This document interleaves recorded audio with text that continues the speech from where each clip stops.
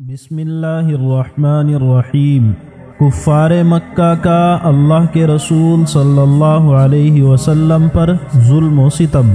قریش نے جب یہ دیکھا کہ اسلام کی علی الاعلان دعوت دی جا رہی ہے اور کھلم کھلا بت پرستی کی برائیاں بیان کی جا رہی ہیں، تو قریش اس بات کو برداشت نہ کر سکے اور جو ایک خدا کی طرف بلا رہا تھا اس کی دشمنی پر کمر بستہ اور توحید کے مقابلے کے لیے تیار ہو گئے، اور یہ تہیہ کر لیا کہ آپ کو اس قدر تکلیف پہنچائی جائے اور اتنا آپ کو ستایا جائے کہ آپ دعوت اسلام سے باز آ جائیں۔ چنانچہ اللہ کے رسول صلی اللہ علیہ وسلم کے ایک صحابی حضرت منیب غامدی رضی اللہ عنہ بیان فرماتے ہیں کہ میں نے رسول اللہ صلی اللہ علیہ وسلم کو دیکھا، آپ لوگوں سے فرما رہے تھے، اے لوگو لا الہ الا اللہ کہو، کامیاب ہو جاؤ گے، مگر کچھ بد نصیب تو آپ کو گالیاں دیتے تھے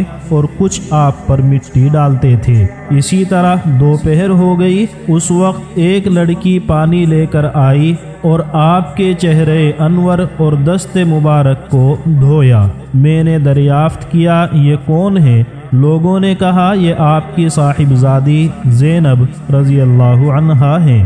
ایک اور حدیث میں ہے کہ آپ نے حضرت زینب سے فرمایا، اے بیٹی تو اپنے باپ کے مغلوب ہونے کا خوف مت کر۔ طارق بن عبداللہ المحاربی کہتے ہیں کہ میں نے رسول اللہ صلی اللہ علیہ وسلم کو بازار ذی المجاز میں دیکھا کہ آپ فرما رہے تھے، اے لوگو لا الہ الا اللہ کہو، کامیاب ہو جاؤ گے، اور ایک شخص آپ کے پیچھے پیچھے پتھر مارتا جاتا تھا جس سے جسم مبارک خون میں لت پت تھا، اور ساتھ ساتھ کہتا جاتا، اے لوگو اس کی بات نہ سننا، یہ جھوٹا ہے۔ بنی کنانہ کے ایک شیخ کہتے ہیں کہ میں نے نبی کریم صلی اللہ علیہ وسلم کو بازار ذی المجاز میں دیکھا کہ یہ فرماتے تھے، اے لوگو لا الہ الا اللہ کہو، کامیاب ہو جاؤ گے، اور ابو جہل آپ پر مٹی پھینکتا تھا اور یہ کہتا تھا، اے لوگو تم اس کے دھوکے میں مت آنا، یہ تم کو لات اور عزا سے چھڑانا چاہتا ہے، اور حضرت صلی اللہ علیہ وسلم اس کی طرف ذرہ برابر بھی توجہ نہ فرماتے تھے۔ حضرت عروہ ابن زبیر رضی اللہ عنہ فرماتے ہیں کہ میں نے ایک مرتبہ حضرت عبداللہ بن عمرو بن العاص رضی اللہ عنہ سے کہا کہ مشرکین نے اللہ کے رسول کو جو تکلیفیں پہنچائی ہیں اس کا ذکر کیجئے، تو عبداللہ بن عمرو نے فرمایا کہ ایک دن رسول اللہ صلی اللہ علیہ وسلم حتیم میں نماز ادا فرما رہے تھے کہ عقبہ ابن ابی معیط نے آپ کی گردن میں کپڑا ڈال کر اس زور سے کھینچا کہ گلا گھٹنے لگا۔ سامنے سے ابو بکر آ گئے اور عقبہ کو دھکا دیا اور یہ آیت پڑھی، کیا تم ایک شخص کو اس بات پر قتل کرتے ہو کہ وہ کہتا ہے کہ میرا رب اللہ ہے اور اپنی نبوت و رسالت کی واضح اور روشن دلیلیں تمہارے پاس تمہارے رب کی طرف سے لے کر آیا ہے؟ یہ وہی باتیں تھیں جو نبی پر ظلم کرنے والوں سے اب سے پہلے بھی کہی گئیں، جس کا واقعہ یہ ہے کہ فرعون اور حامان نے جب موسیٰ علیہ السلام کے قتل کا مشورہ کیا تو ایک مرد مومن نے کہا جو فرعون کے لوگوں میں سے تھا اور اپنے ایمان کو چھپا رہا تھا کہ کیا تم ایک آدمی کو محض اس وجہ سے قتل کر ڈالو گے کہ وہ کہتا ہے کہ میرا رب اللہ ہے؟ اس واقعے کو یاد کر کے ایک مرتبہ حضرت علی کرم اللہ وجہہ نے خطبے میں فرمایا تھا کہ اے لوگو بتلاؤ سب سے زیادہ بہادر کون ہے؟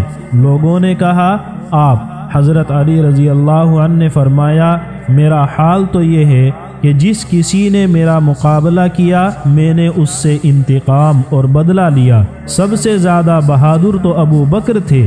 میں نے ایک بار دیکھا کہ قریش رسول اللہ صلی اللہ علیہ وسلم کو مارتے جاتے ہیں اور یہ کہتے جاتے ہیں کہ تو نے ہی تمام معبودوں کو ایک معبود بنایا ہے۔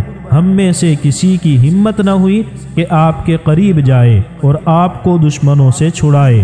اتفاق سے ابو بکر آ گئے اور دشمنوں کے جھنڈ میں گھس پڑے، ایک مکہ اس کو اور ایک گھوسا اس کو رسید کیا، اور جس طرح اس مرد مومن نے فرعون اور حامان کو کہا تھا، اسی طرح ابو بکر نے اس وقت مکے کے کافروں سے مخاطب ہو کر کہا، کیا تم ایک شخص کو اس بات پر قتل کرتے ہو کہ وہ کہتا ہے کہ میرا رب اللہ ہے؟ حضرت علی رضی اللہ عنہ یہ کہہ کر رونے لگے اور یہ فرمایا کہ میں تم کو اللہ کی قسم دے کر پوچھتا ہوں کہ فرعون کی قوم کا مرد مومن افضل تھا یا ابو بکر؟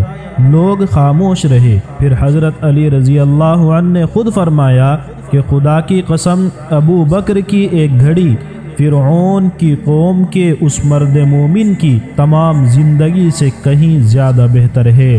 اس نے اپنے ایمان کو چھپایا اور ابو بکر نے اپنے ایمان کو ظاہر فرمایا۔ پھر اس شخص نے صرف زبانی نصیحت پر بس کیا، جبکہ ابو بکر رضی اللہ عنہ نے زبانی نصیحت کے علاوہ ہاتھ سے حضرت صلی اللہ علیہ وسلم کی مدد اور حمایت کی۔ ایک روایت میں ہے کہ جب دشمن آپ سے الگ ہو گئے تو آپ نے یہ فرمایا کہ قسم ہے اس ذات پاک کی جس کے قبضے میں میری جان ہے، میں تم جیسوں کے ذبح کے لیے بھیجا گیا ہوں۔ اور ایک دوسری روایت میں ہے کہ آپ کے یہ فرماتے ہی کفار پر سکتہ طاری ہو گیا، ہر شخص کا سر جھکا ہوا تھا، اس لیے کہ جانتے تھے کہ آپ جو فرما دیں وہ ضرور ہو کر رہے گا۔ حضرت عثمان بن عفان رضی اللہ عنہ سے مروی ہے کہ ایک بار میں نے نبی کریم صلی اللہ علیہ وسلم کو بیت اللہ کا طواف کرتے ہوئے دیکھا۔ آپ طواف فرما رہے تھے اور عقبہ ابن ابی معیط، ابو جہل اور امیہ بن خلف حطیب میں بیٹھے ہوئے تھے۔ جب آپ سامنے سے گزرے تو کچھ نازیبا کلمات آپ کو سنا کر کہے۔ آپ دوسری بار ادھر سے گزرے تب بھی ایسا ہی کیا۔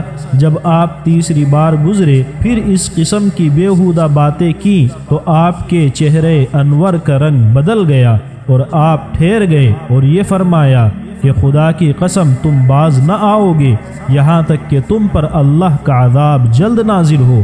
حضرت عثمان رضی اللہ عنہ فرماتے ہیں کہ اس وقت کوئی شخص ایسا نہ تھا کہ جو کانپ نہ رہا ہو۔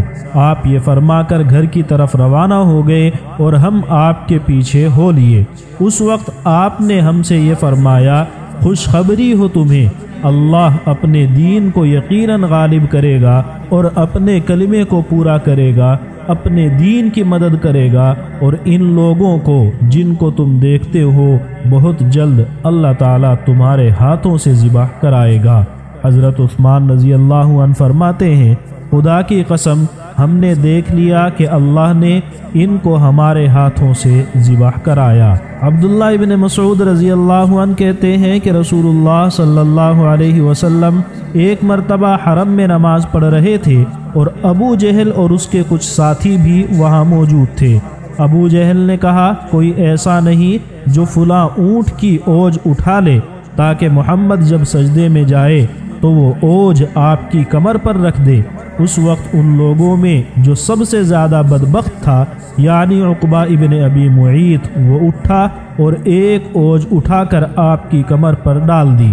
عبداللہ ابن مسعود رضی اللہ عنہ فرماتے ہیں کہ میں اس منظر کو دیکھ رہا ہوں اور کچھ کر نہیں سکتا، اور مشرکین ہیں کہ ایک دوسرے کو دیکھ کر ہنس رہے ہیں اور ہنسی کے مارے ایک دوسرے پر گرے جاتے ہیں۔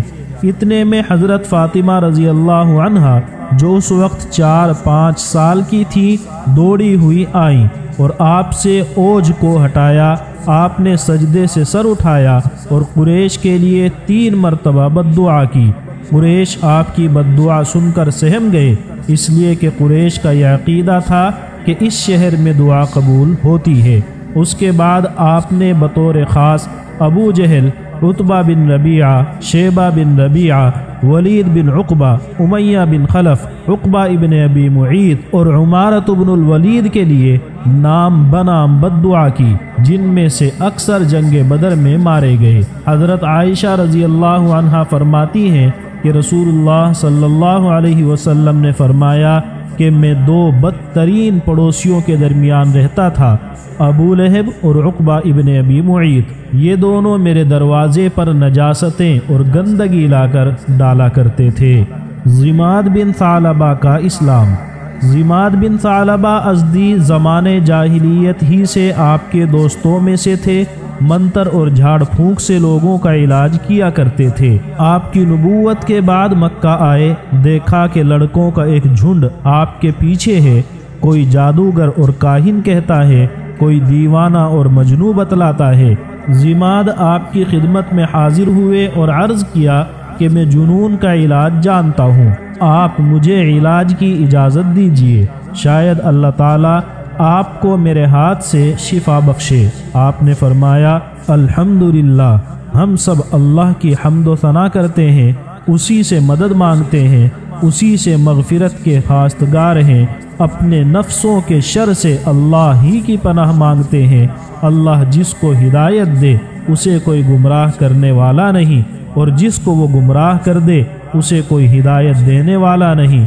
میں گواہی دیتا ہوں کہ اللہ تعالیٰ ایک ہے، اس کا کوئی شریک نہیں، اور میں گواہی دیتا ہوں کہ حضرت محمد صلی اللہ علیہ وسلم اللہ کے بندے اور اس کے رسول برحق ہیں۔